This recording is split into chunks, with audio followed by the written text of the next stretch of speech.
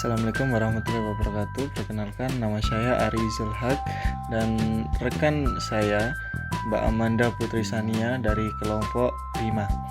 Nah, di sini kelompok kami akan mempresentasikan atau menjelaskan hasil diskusi kami mengenai bab paradigma bimbingan dan konseling.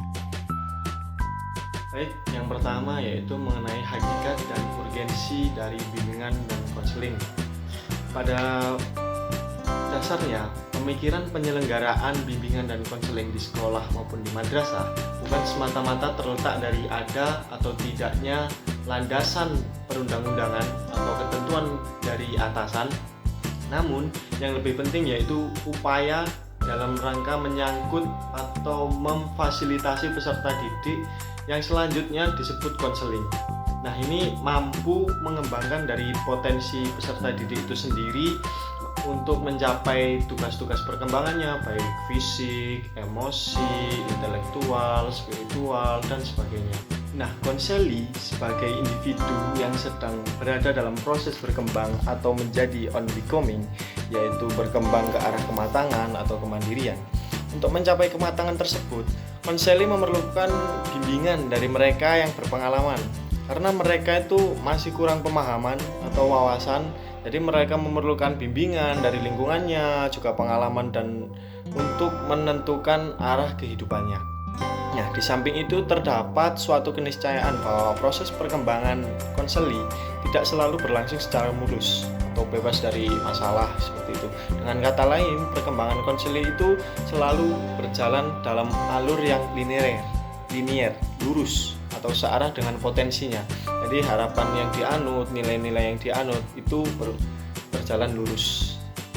Perkembangan konseli sendiri tadi pengaruhnya tidak lepas dari lingkungan. Jadi lingkungan itu berpengaruh kepada perkembangan konseli, baik fisik, psikis maupun sosialnya. Nah, sifat yang melekat pada lingkungan adalah perubahan. Perubahan sendiri yang terjadi dalam lingkungan dapat mempengaruhi gaya hidup atau lifestyle dari warga masyarakatnya.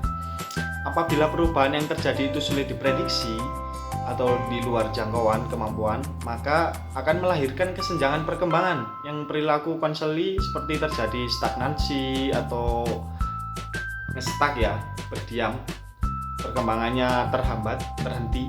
Nah, masalah-masalah pribadi atau penyimpangan perilakunya juga berpengaruh.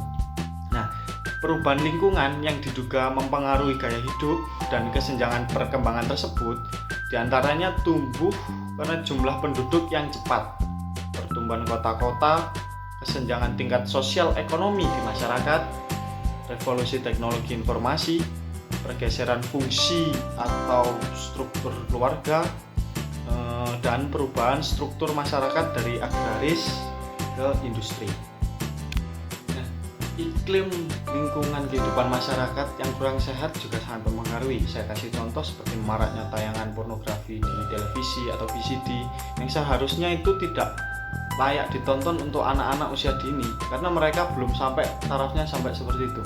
Nah, yang selanjutnya di masyarakat banyak pemuda yang minuman keras atau narkoba dan itu diketahui oleh anak-anak SD atau MI, itu tidak bagus.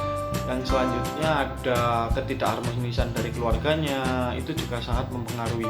Dan yang terakhir yaitu dari dekadensi moral atau kemerosotan moral dari orang-orang dewasa yang ada, itu mempengaruhi sekali dalam pola perilaku dan gaya kehidupan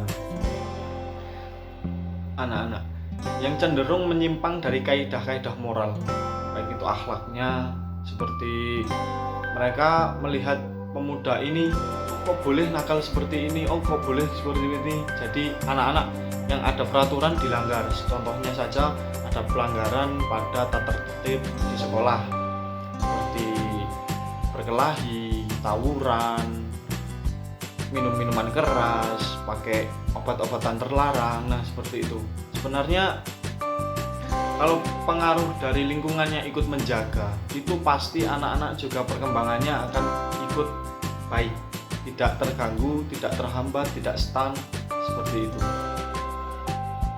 Karena pada dasarnya penampilan perilaku remaja di atas itu tidak diharapkan karena tidak sesuai dengan sosok pribadi manusia Indonesia yang dicita-citakan seperti tercantum dalam Tujuan Pendidikan Nasional UU Sisdiknas ya nomor 20 tahun 2003, yang isinya yaitu yang pertama beriman bertakwa kepada Tuhan Yang Maha Esa pasti, kedua berakhlak mulia, yang ketiga memiliki pengetahuan dan keterampilan, yang keempat memiliki kesehatan jasmani dan rohaninya, memiliki kepribadian yang mantap dan mandiri, serta memiliki rasa tanggung jawab kemasyarakatan dan kebangsaan. Nah, tujuan tersebut mempunyai implikasi imperatif yang mengharuskan bagi semua tingkat satuan pendidikan untuk senantiasa memantapkan proses pendidikan secara bermutu ke arah pencapaian tujuan pendidikan tersebut.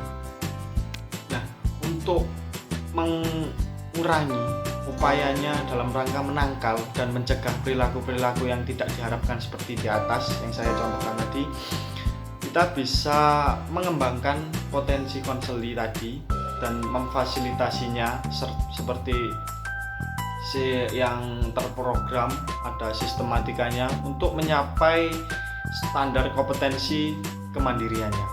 Nah, upaya ini merupakan wilayah garapan bimbingan dan konseli yang harus dilakukan secara proaktif dan berbasis data tentang perkembangan konseli beserta berbagai faktor yang mempengaruhinya.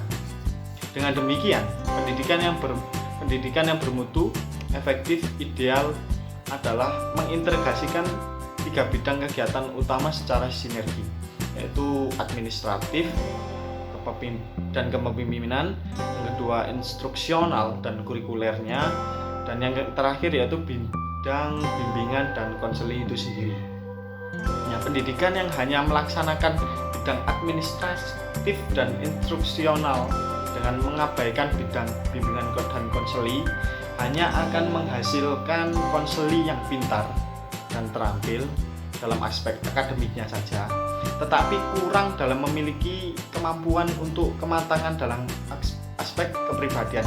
Misalnya anaknya itu pintar, tapi seketika ketika dia anaknya seperti individual, introvert, saat mereka terjun ke dunia masyarakat, mereka seperti kaku atau kurang adanya pengalaman atau ini cara permasalahannya gini, ini menyikapinya gini. Mereka kurang dalam seperti itu. Mereka hanya belajar berdasarkan teori saja, seperti itu. Pada dasarnya harus balance, baik itu administratif, instruksional, dan bimbingan konselingnya. Nah, pada saat ini telah terjadi perubahan paradigma pendekatan bimbingan dan konseling, yaitu dari pendekatan berorientasi tradisional, klinis, remedial, dan terpusat pada konselor kepada pendekatan yang berorientasi kepada perkembangan dan preventif. Jadi pendekatan bimbingan dan konseli perkembangan atau development guidance and counseling, atau bimbingan dan konseli komprehensif atau comprehensive guidance and counseling. Nah, pelayanan bimbingan dan konseling komprehensif didasarkan kepada upaya pencapaian tugas perkembangan, pengembangan potensi, pengetasan masalah-masalah konseli, sehingga pendekatan ini disebut dengan bimbingan konseli berbasis standar atau standard based guidance and counseling. Standar yang dimaksud adalah standar kompetensi kemandiriannya. Nah, dalam pelaksanaannya sendiri, pendekatan ini menekankan pada kolaborasi antara konselor dengan para personal sekolah atau madrasah lainnya. Misalnya pemimpin sekolah atau madrasah, guru-guru, dan staf-stafnya.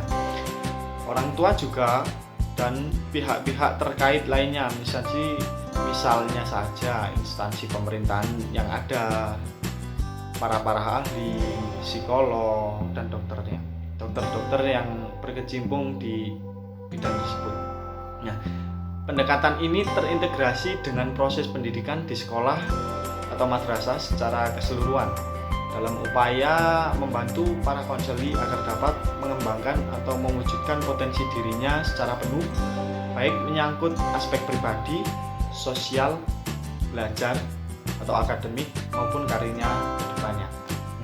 Atas dasar itu, maka implementasi bimbingan dan konseli di sekolah atau madrasah diorientasikan kepada upaya memfasilitasi perkembangan potensi konseli yang meliputi aspek pribadinya, sosial, akademik tadi atau belajar, dan karir, atau terkait dengan pengembangan pribadi konseli sebagai makhluk yang berdimensi, atau bisa kita sebut biopsikososial spiritual. Biopsikososio-spiritual artinya biologis, psikis, sosial, dan spiritualnya. Jadi seperti itu. Untuk selanjutnya akan dilanjut oleh Mbak Amanda, teman saya. Baik, saya akan melanjutkan pemaparan materi berikutnya, yaitu mengenai komponen layanan bimbingan dan konseling.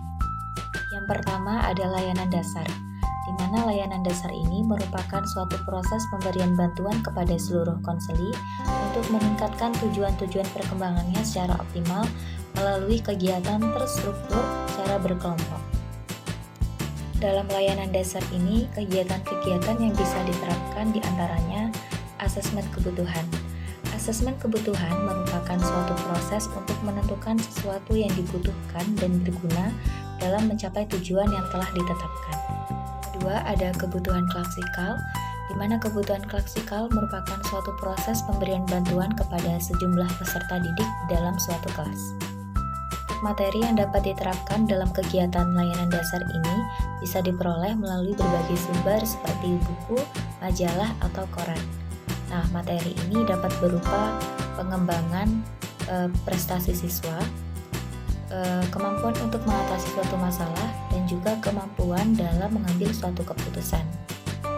Dalam layanan dasar, fokus pengembangannya diarahkan kepada aspek-aspek yang meliputi aspek pribadi, sosial, belajar, dan juga karir. Yang kedua yaitu layanan perencanaan individual. Jadi layanan ini memberikan bantuan kepada peserta didik agar mampu merumuskan dan juga melakukan aktivitas yang berkaitan dengan perencanaan masa depannya untuk mengetahui kelebihan dan juga kekurangan yang ada dalam dirinya. Serta layanan ini juga memberikan pemahaman kepada peserta didik akan kesempatan dan juga peluang yang tersedia dalam lingkungannya. Dalam layanan perencanaan individual ini, konselor sekolah membantu peserta didik untuk bisa membuat pilihan dari sekolah ke sekolah, sekolah ke pekerjaan, maupun sekolah ke perguruan tinggi hingga mereka lulus nanti dari suatu sekolah tersebut. Dengan demikian, meskipun perencanaan individual ini ditujukan untuk memandu seluruh konseli, namun perencanaan individual ini lebih bersifat individual karena didasarkan pada perencanaan, tujuan, dan keputusan yang ditentukan oleh masing-masing konseli. Untuk fokus pengembangan pada layanan perencanaan individual ini mengacu pada aspek-aspek pribadi, sosial, karir, dan juga belajar. Baik, selanjutnya yaitu layanan responsif. Sesuai dengan namanya, responsif yang berarti cepat atau cepat merespon. Layanan ini merupakan layanan yang diberikan untuk memberikan bantuan kepada peserta didik yang mengalami gangguan atau masalah yang harus diatasi secepat mungkin. Jika tidak diatasi dengan secepat mungkin, kemungkinan akan terjadi gangguan juga pada perkembangannya. Bantuan yang bisa diberikan untuk layanan responsif ini bisa berupa konseling individual, konseling krisis, konsultasi dengan orang tua, dan juga guru dan ahli yang menangani kasus tersebut. Fokus pengembangan dari layanan responsif ini bisa diketahui atau difokuskan kepada masalah atau kebutuhan yang sedang dihadapi oleh peserta didik. Memang betul masalah dalam diri peserta didik itu tidak bisa kita ketahui secara langsung, tetapi tentu saja ada gejala-gejala yang bisa tampak dan bisa mengartikan bahwa siswa tersebut memang mengalami gangguan atau masalah dalam dirinya. Seperti contoh, menjadikan siswa itu malas untuk belajar, malas beribadah, stres, cemas, dan lain sebagainya. Yang keempat yaitu dukungan sistem. Dukungan sistem merupakan kegiatan-kegiatan manajemen yang bertujuan untuk memelihara, memantapkan, dan juga meningkatkan program bimbingan dan konseling. Komponen dalam dukungan sistem ini membantu staf dan juga personel bimbingan konseling dalam melakukan layanan perencanaan individual, layanan dasar, dan juga layanan responsif. Tentunya, sistem yang mendukung adanya layanan bimbingan konseling ini harus jelas, terarah, dan juga sistematis demi tercapainya tujuan dari program bimbingan dan konseling. Demikian yang dapat kami sampaikan pada materi paradigma bimbingan dan konseling. Adapun kurang lebihnya kami mohon maaf. Tetap semangat untuk belajar dan jangan lupa untuk menjaga kesehatan. Terima kasih. Wassalamualaikum warahmatullahi wabarakatuh.